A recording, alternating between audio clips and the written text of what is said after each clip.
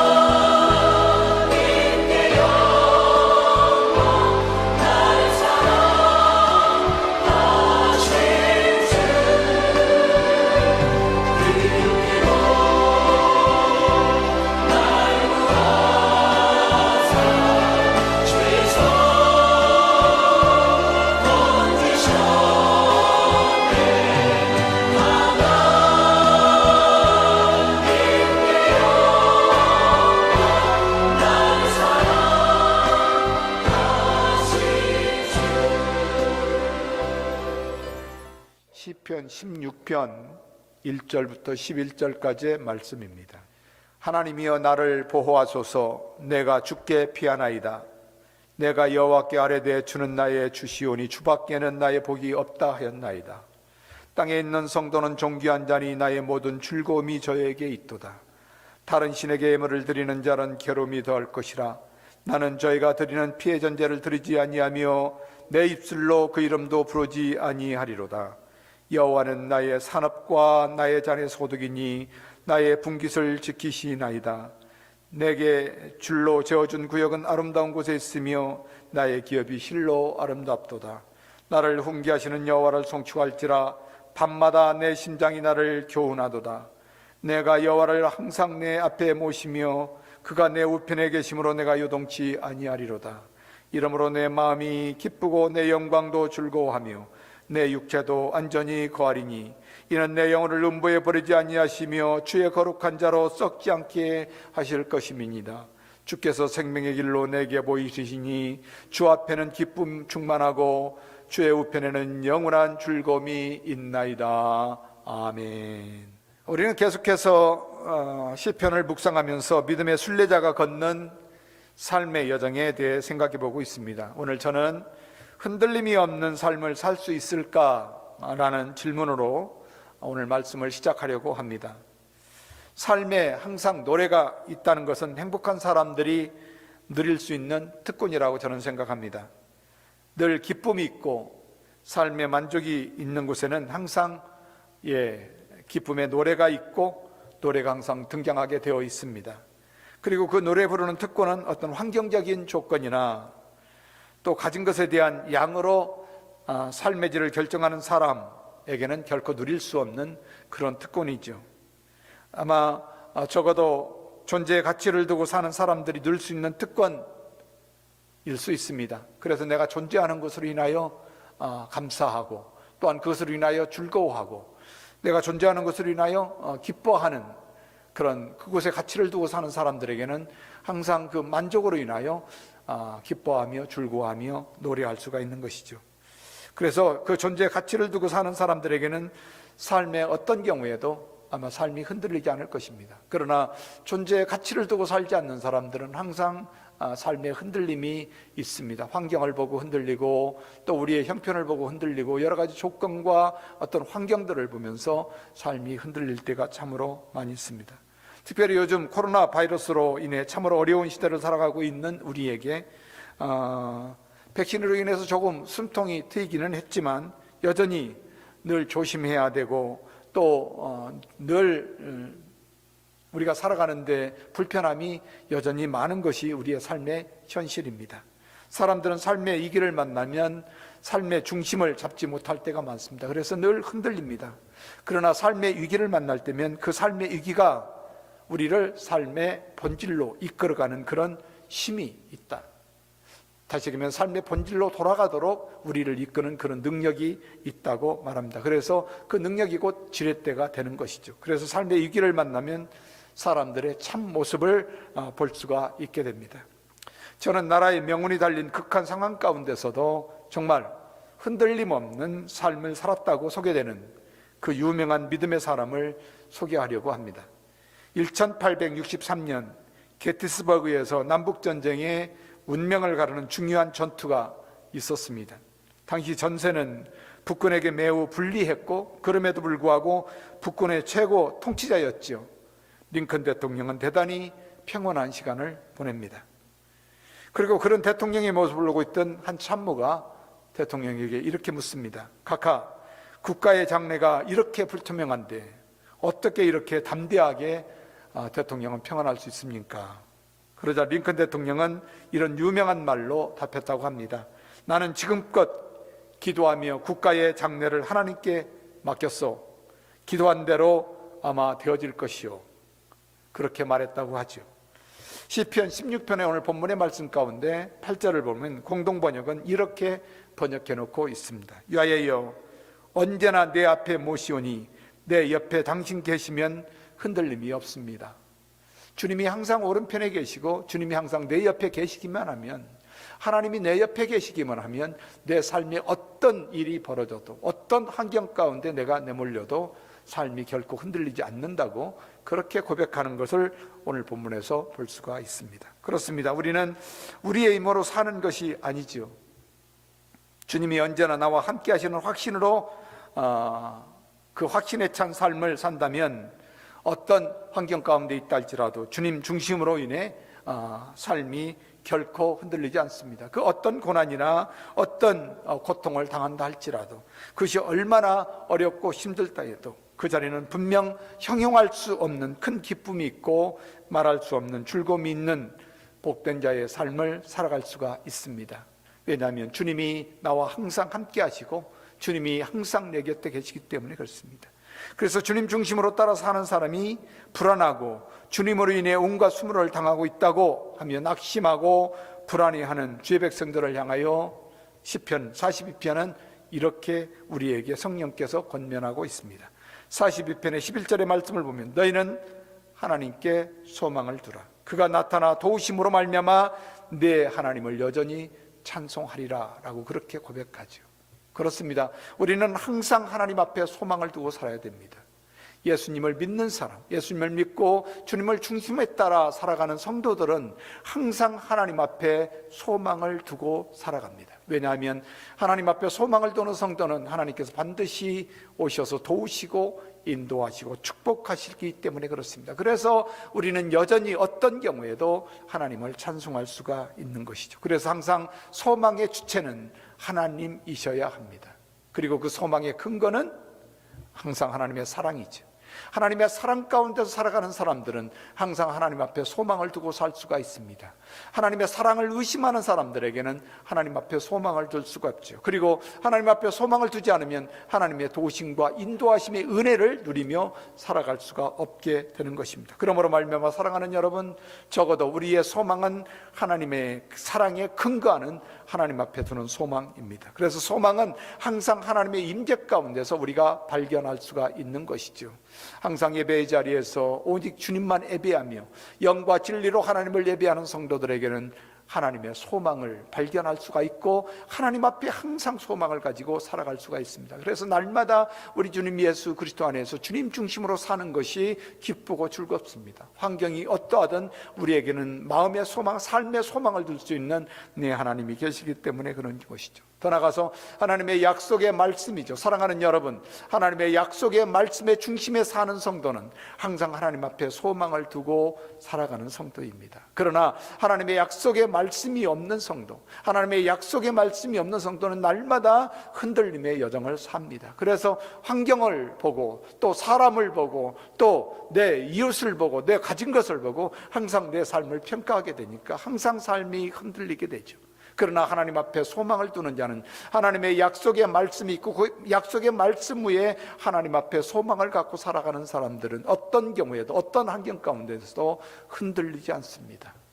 더 나아가서 공급하시는 그 은혜 가운데서 하나님의 소망을 발견할 수가 있다라고 성경은 우리에게 가르쳐주고 계십니다. 그렇습니다. 시편, 오늘 본문은 16편의 말씀입니다. 1절부터 11절까지의 말씀인데요, 오늘 본문을 통해 주님 중심에 따르는 사람들에게 주시는 위대한 특권이라고 말씀합니다. 그것은 하나님이 우리와 함께 하심으로 삶이 요동치 않는다는 것입니다. 삶이 흔들리지 않는다는 하나님의 약속 입니다. 곧 그 약속의 말씀으로 말미암아 죽은 하나님이 아니라 부활하신 하나님, 그 부활하신 하나님의 기쁨으로 말미암아 날마다 부활하신 주님으로 인하여 하나님 앞에 찬송하며 노래하는 그런 인생을 살아갈 수가 있다는 말씀입니다. 오늘 시편을 통하여 십자가에서 고난을 받으시면서도 여전히 소망 가운데 계셨던 우리 주님 예수님의 소망에 대해서 우리는 발견할 수가 있습니다. 항상 하나님은 어떤 경우에도 우리 주님 예수 그리스도가 이 땅에 인간으로 예수님이 사실 때, 예수님이 인간으로 사시면서 우리와 똑같은 성경을 가진 인간으로 사시면서도 끊임없이 하나님 앞에 소망을 두며 부활하셔서 하나님의 영광 가운데 하나님의 백성들을 구원하실 것을 소망 가운데 살아갔던 그 예수님을 우리는 시편에서 발견할 수가 있는 것이죠. 그래서 시편의 십자가의 고난 가운데서도 또 이 땅에 사시면서 사랑하는 형제들에게 업신여김을 당하는 것을 통하여도 또 겟세마네 동산에도 여러 가지 모습을 통해서 우리는 예수님이 어떤 소망을 하나님 앞에 두고 날마다의 삶을 살았는지, 날마다의 여정을 살았는지를 우리는 볼 수가 있는 것이죠. 오늘 시편 16편의 10절의 말씀을 우리말 성경에는 이렇게 번역합니다. 주께서 내 영혼을 지옥에 버리지 않을 것이다. 우리 주님은 소망이 있었습니다. 우리 예수님은 하나님 앞에 소망이 있었어요. 십자가의 죽음을 앞에 두시고도 그 고난 가운데서도 주님은 죽어서 지옥에 버려지지 않을 것이라는 소망이 있었다는 말입니다. 그리고 주님의 거룩한 분께서 썩지 않게 하실 것이다. 영혼이 지옥에서, 영혼이 무덤에서 썩은 시신으로 두지 않으실 것이라는 것입니다. 왜냐하면 하나님께서 반드시 그분을 살리셔서, 예수님을 살리셔서 믿는 자의 주와 그리스도가 되게 하시기 때문에 그렇습니다. 그래서 하나님 앞에 소망을 두고, 항상 하나님 앞에 소망을 두고 하나님께서 죽은 자 가운데 살리실 것을 소망 중에 본 것입니다. 죽음을 앞에 두고 고통 가운데 있는 사람의 고백지고는 참으로 절망이나 좌절의 소리를 한마디도 우리는 들을 수가 없습니다. 그것도 무슨 죄가 있어야 사형틀에 매달린 것이 아니지 않습니까? 아무런 죄도 발견하지 못한 무고한 사람을 십자가의 사형틀에 매달려 고통 가운데 죽어가는 사람치고는 정말로 이렇게 흔들림 없이 평온할 수가 있을까? 어떻게 이런 엄청난 소망을 마음에 누릴 수 있을까요? 그리고 어떻게 확신을 가진 삶을 살아갈 수가 있을까? 참으로 정말로 위대하기만 합니다. 그렇습니다. 뉴노멀 시대를 우리는 살아가면서 우리가 피차 참으로 어렵고 힘든 시절을 지내고 있습니다. 그러나 어렵고 힘든 시간을 서로 지내면서 오늘 본문의 말씀을 통해서 정말로 걷는 순례자의 삶의 여정 가운데 하나님이 그 여정의 걸음걸이에서 우리에게 무엇을 가르쳐주고 계신지를 한번 생각해 보기를 원합니다. 오늘 첫 번째 말씀 가운데 우리에게 말씀하시는 것은 예수님은 하나님을 전적으로 신뢰하며 헌신했다 라고 되어 있습니다. 전적으로 하나님께 헌신했습니다. 아니 10%만 헌신하신 게 아니고 90%만 헌신하신 게 아니고 자기가 헌신할 수 있는 만큼 헌신한 것이 아니라 100%입니다. 전적으로 하나님께 헌신하신 우리 주님 예수님을 볼 수가 있지요. 오늘 1절의 말씀을 보면 이렇게 고백합니다. 하나님이여 나를 보호하소서. 나를 지켜달라는 말입니다. 사람에게 나를 지켜달라고 요구하지 않습니다. 세상의 어떤 것에 자기의 몸을 맡기지 않습니다. 오직 십자가에서 고난을 당하시는 중에도 예수님은 하나님이여 나를 보호하여 달라고 하나님 앞에 보호하심을 구합니다. 그리고 뭐합니까? 내가 죽게 피하나이다. 예수님은 십자가에서 또 어떤 고난의 여정 가운데서도 사람을 보지 않았습니다. 사람의 도움을 구하지 않으셨습니다. 오직 하나님 앞에 피하여 하나님의 도우심을 구하는 것을 볼 수가 있습니다. 오늘 본문을 시작하면서 제목의 말씀을 보면 다윗의 믹담이다라고 소개하고 있습니다. 믹담 of David이라고 그렇게 되어 있는데요, 그 믹담입니다. 믹담이라는 단어는 철에 새기다 혹은 도장을 찍다, 또 이런 얘기를 합니다. 마치 무덤 기둥에 새겨진 비문처럼 새겨놓은 그런 글이라고 말합니다. 또한 비밀, 신비라는 뜻을 가진 것으로 이 시편 16편을 황금의 시다, 주옥의 시다라고 그렇게 말을 합니다. 그래서 정말로 이 시는 예수님이 십자가에서 죽으시면서 예수님이 십자가에서 죽음을 앞에 두고 하나님 앞에 고백한 정말로 주옥 같은 시다, 황금 같은 시다, 변함이 없는 시다, 엄청난 가치가 있는 시다라는 것이죠. 오늘 시편 16편은 마치 무덤의 기둥에 새겨진 비문처럼 그 가치가 황금의 시와 같다고 말합니다. 여러분, 무덤 기둥 비문을 새길 때 어려운 말 새기지 않습니다. 무덤에 안장된 분에게 아주 가치가 있고 아주 중요하고 그러면서도 대단히 절제되고 요약된 그런 말을 새겨놓는 것이 무덤의 비문입니다. 그런 것처럼 오늘 다윗을 통해 성령께서 기록해 가신 믹담의 시는 예수님의 고난과 부활의 승리를 알려주고 있는 황금의 시, 변함이 없는 가치 있는 시입니다. 그래서 오늘 시 16편을 많은 학자들은 확신에 찬 시이다, 확신에 찬, 죽음을 앞에 두고 확신에 찬 시라고 그렇게 소개하고 있습니다. 여러분, 성경에 하나님으로 인해 고난을 받아야 했던 사람들을 소개하고 있습니다. 그래서 성경은 많은 사람들을 소개하고 있는데 그 많은 사람들 중에 예수님을 빼고 사람으로 겪을 수 있는 많은 고난을 받아야 했던 사람들을 말하라고 하면 과연 여러분은 누구를 말하겠습니까? 물론 여러 사람이 있지만 저는 다윗을 꼽을 수가 있습니다. 우리는 다윗을 생각할 때 퍽이나 점수를 후하게 줍니다. 그리고 자녀들을 위하여 기도할 때도 다윗처럼 하나님 앞에 믿음으로 살아가는 사람이 되게 해달라고 그렇게 구하고 간구하는 사람들의 모습을 볼 수가 있습니다. 어쩌면 다윗의 이런 모습을 보면서 어떻게 하든지 우리 자녀가 다윗처럼 하나님을 그렇게 의지하고 살았으면 좋겠다 하면서 아마 대표적으로 생각하는 구절이 사무엘상에 소개되는 말씀일 것입니다. 사무엘상 3장의 1절에 소개되는 말씀 보면 사울과 다윗을 비교합니다. 그래서 사울의 집과 다윗의 집 사이에 전쟁이 오래였다, 싸움이 오래였다는 거예요. 항상 다윗과 사울 간에는 항상 전쟁이 멈추지 않았다 얘기합니다. 그런데 다윗은 점점 강하여지고 사울의 집은 점점 약하여졌다.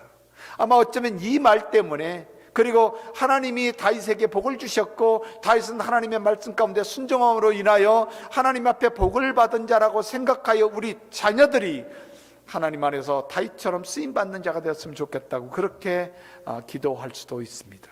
그러나 다윗의 인생 여정은 그리 평탄한 삶을 살지 못했습니다. 양치던 소년을 사무엘을 통해 왕으로 하나님이 사울을 대신하여 기름을 부을 때부터 다윗의 삶은 고난의 연속이었고 고통의 삶이었습니다. 물론 믿음으로 하나님께 전적으로 헌신하는 삶으로 인한 것이었죠. 자기의 어떤 유익이나 자기의 힘이나 자기의 명예를 위한 것이 아니라 전적으로 하나님의 말씀 앞에 하나님의 뜻에 순종하는 것으로 인하여 받아야 하는 고통이고 고난이었습니다. 그의 삶은 날마다의 삶이 고통이고 날마다의 삶이 쫓김이고 날마다의 삶이 어려움이었습니다. 어쩌면 사랑하는 아들 압살롬에게 반역을 당하며 쫓겨다녀야 하는 그런 고통의 시간들이 많았습니다.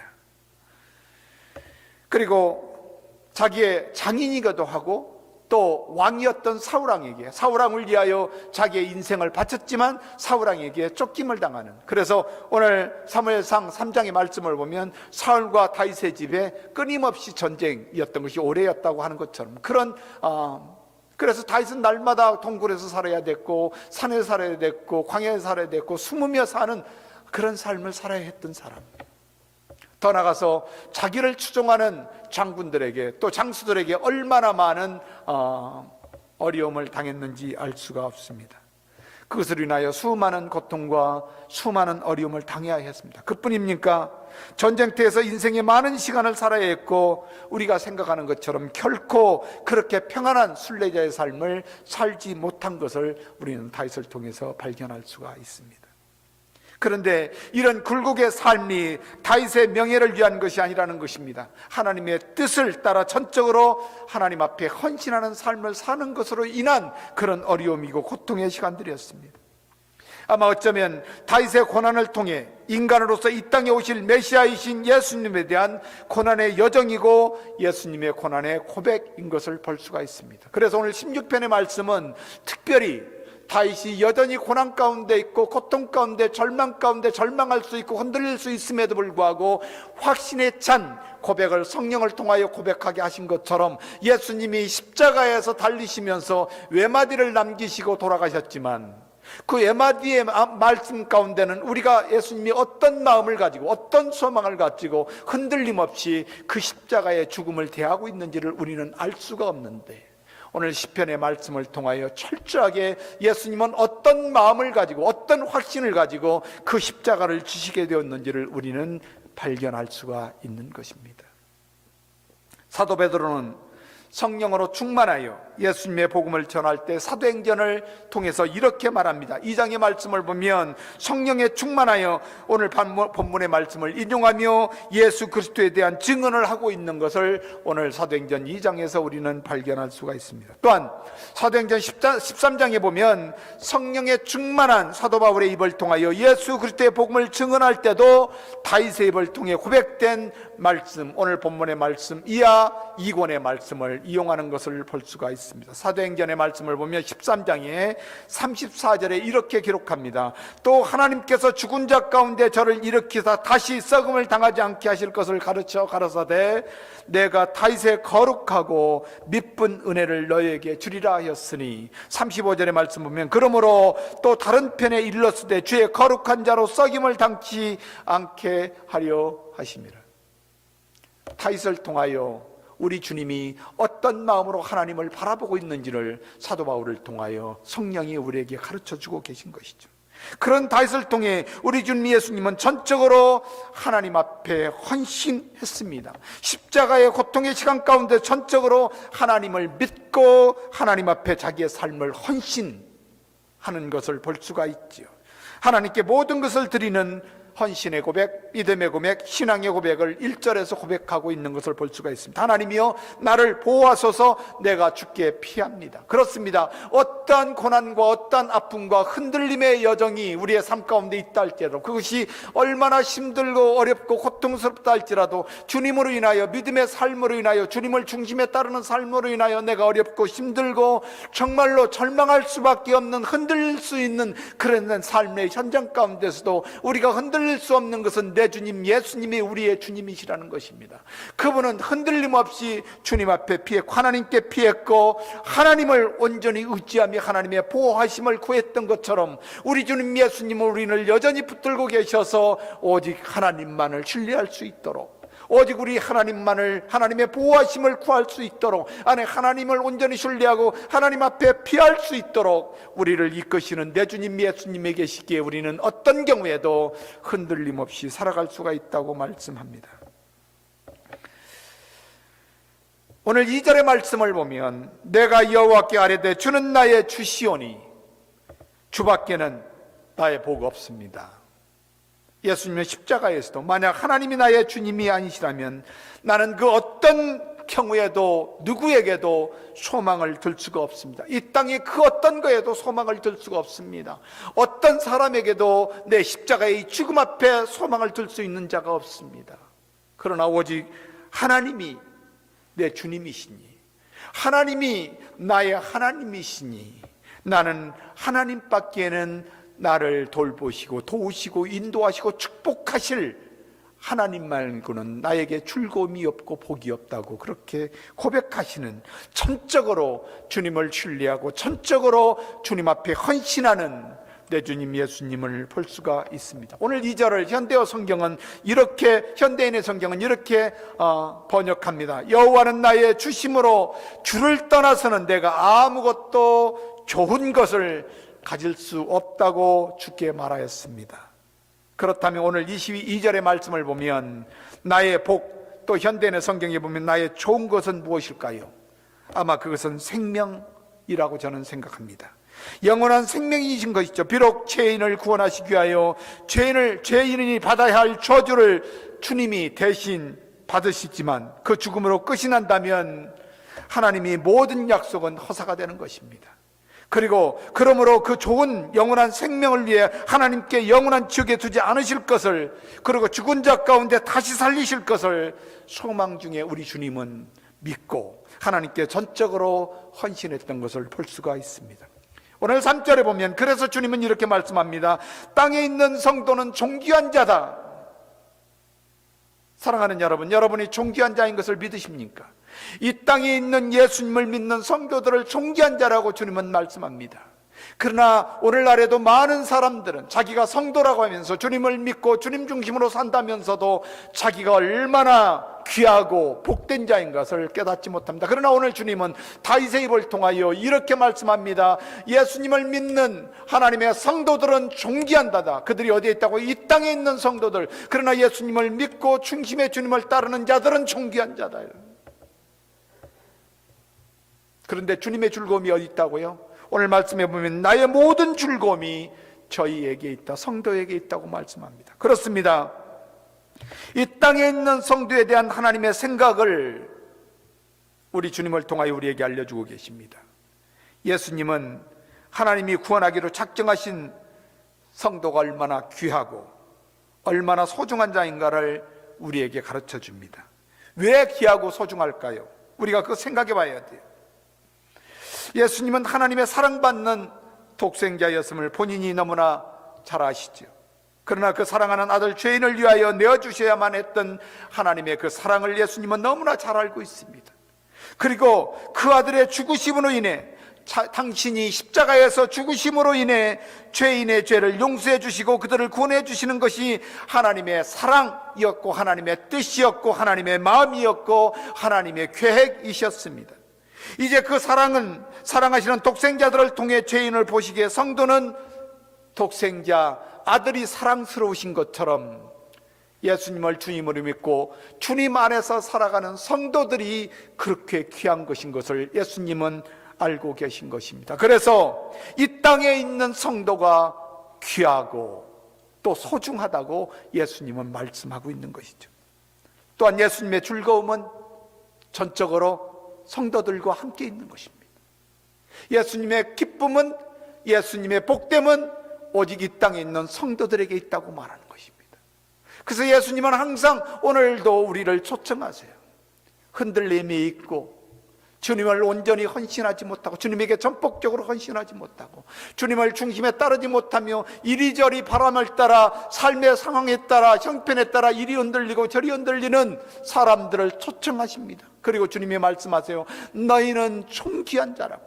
그리고 말씀합니다.